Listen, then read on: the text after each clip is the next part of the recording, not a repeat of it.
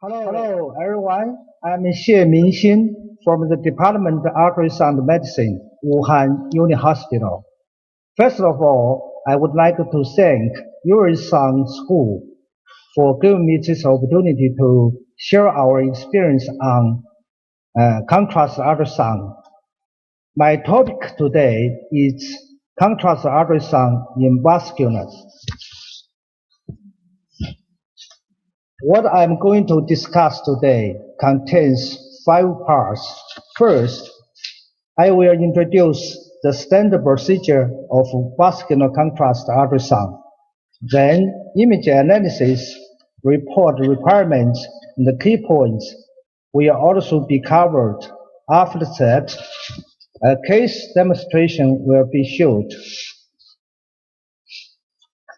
By using contrast ultrasound, we can easily differentiate severe carotid stenosis from occlusion, improve vascular lumen borders visualization, evaluate carotid intraplaque neovascularizations, diagnosis carotid artery and aortic dissection, and follow up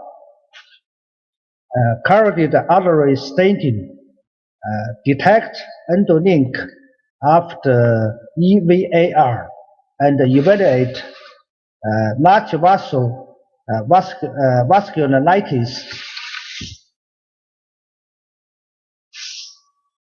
Before contrast ultrasound, the preparations are necessary. First, take the patient history and remember to rule out contraindications. Second, inform the patient the whole processes, sign informed consent. Third, the patient should be fasted for more than 8 hours before abdominal aorta contrast ultrasound. Fourth, prepare the emergency medical kits. And the fifth, pre-medications if patient is hypersensitivity, and prepare the contrast agent and an IV line. For contrast ultrasound of the carotid artery, different ultrasound machines have slightly different parameter settings, but the principles are the same. First, linear transducer are usually used with frequency of 5 to 10 MHz. Sometimes a convex transducer may be used when necessary. Mechanical index should be less than 0.2. Place the focus just deep to the target vessel. Suppress the background and make the imaging virtually black. Frame rate greater and equal to 10 Hz is useful for fast flowing blood. Video clips should be recorded for the entire process of the both long-axis and short-axis view.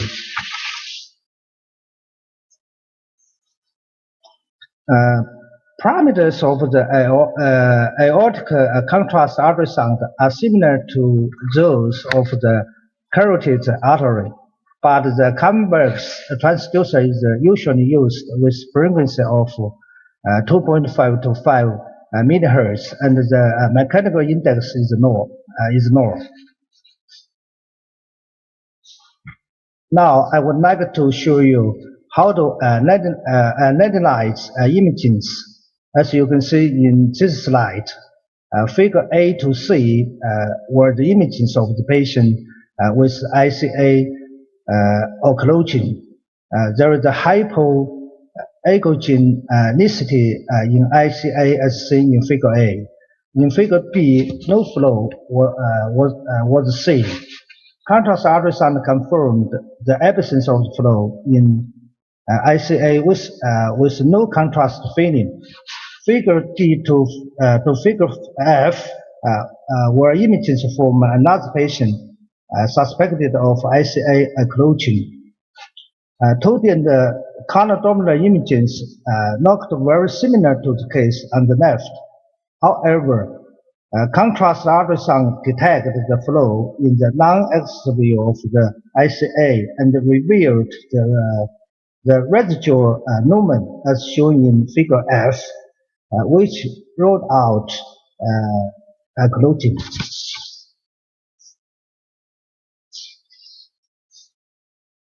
Contrast ultrasound could improve the visualization of the lumen border. On figure A and figure B were 2D and conodominal imagings which failed to show the AMT clearly and easily missed some aconocent plaque. However, as seen in figure C, contrast ultrasound improved the accuracy of the measurement of AMT and visualization of the aconocent plaque. In figure D, 2D imaging shows irregular surface of plaque. In figure E, conodominal ultrasound shows overwriting artifacts and color analyzing during the turbulence. As you can see the figure F, the microbulbs go into the plaque with highlight the user. For the semi-quantitative evaluation of intraplaque neurovascularization, the literature reports are not commonly consent. According to the article of UMD in 2020, 3-grade scoring system have been reported as follows. Grade 0 means no visible microbubbles. Grade 1 means limited to the moderate microbubbles within the plaque. And grade 2 means extensive microbubbles within the plaque.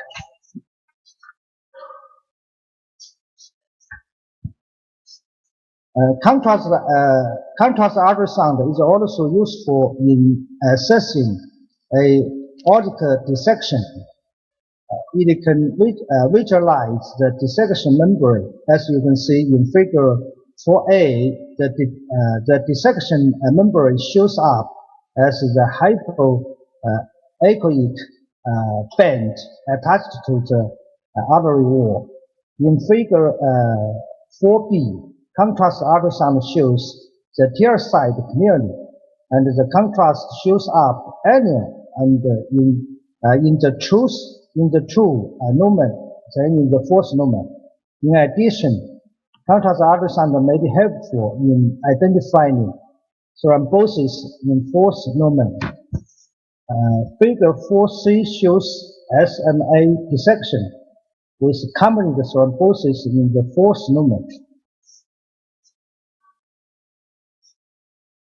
Contrast ultrasound has shown promising results for the follow-up of patients with EVAR.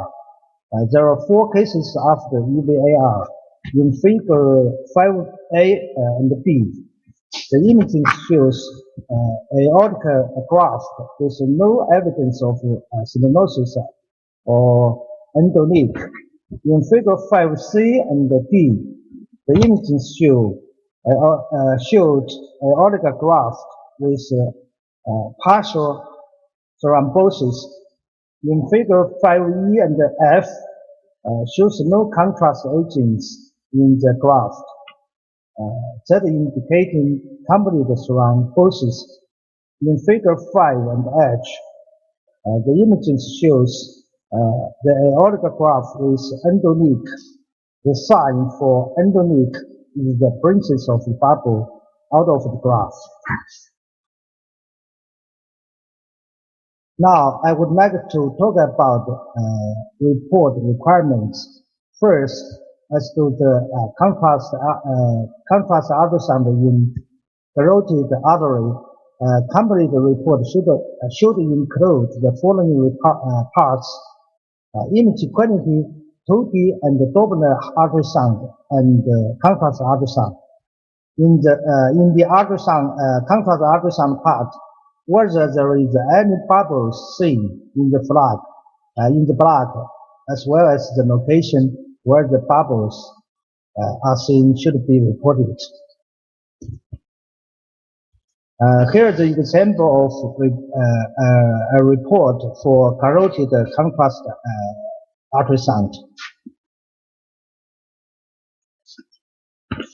The content of contrast ultrasound report of aortic dissection also include 4 parts.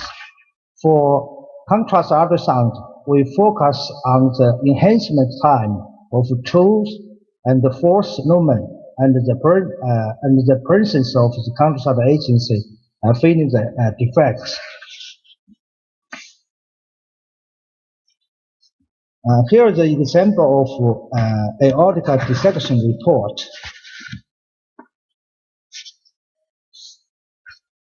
As to the report of EVAR follow-up, the content is similar. In the contrast ultrasound part, it is important to make out whether there is an enhancement in aneurysm sac outside the graft, and the location as well as the start time of the enhancement. If there is an endoleak, the classification should be reported. Here is the example of a report about type 2 endoleak with no evidence of stenosis in the graft.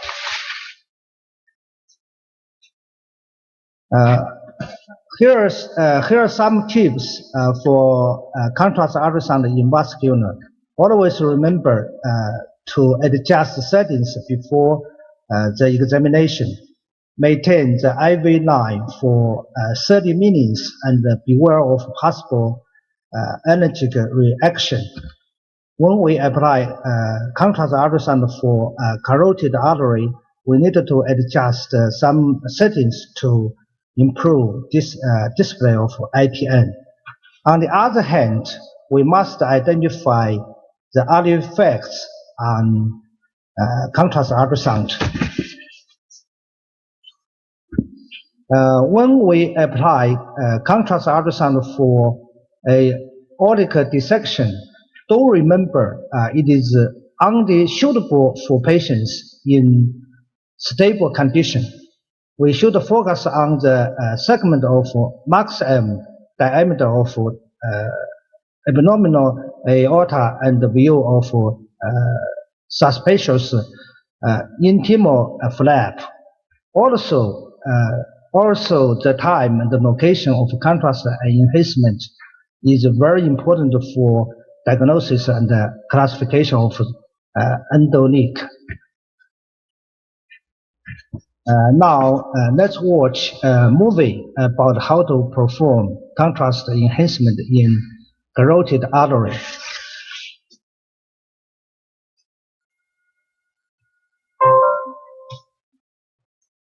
Now, let's watch a movie about how to perform carotid artery CEUS. First, we should take the patient's medical history, explain procedure, and sign the informed consent. We double-check the emergency medications. Then, we begin to prepare contrast agents. Inject 5 mm saline into vial. Lock the vial and shake vigorously for 20 seconds. Adequately expose the patient's neck. Contrast injection should perform through an IV line no smaller than 20 G. In the initial conventional ultrasound scan, we evaluate the location, echogenicity, size, and the shape of plaque. We apply Doppler ultrasound to determine whether the artery has a possible stenosis or occlusion. Scanning parameters should be optimized before performing CEUS. These parameters include the location of focus, the depth of the field, the image gain, and mechanical index. Contrast agents should shake vigorously again before injection. The doctor asks the nurse to start bonus injection. Meanwhile, the doctor starts the timer.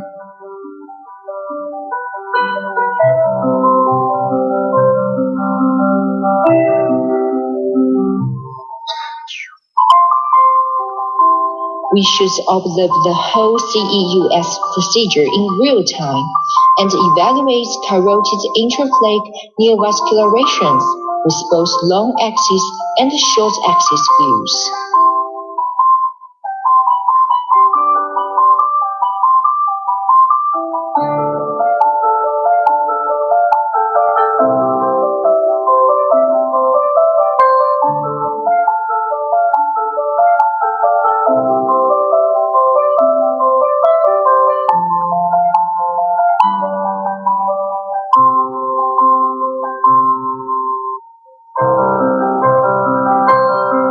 After CEUS, it's better to keep the patient's IV line for 30 minutes in case of allergic reaction.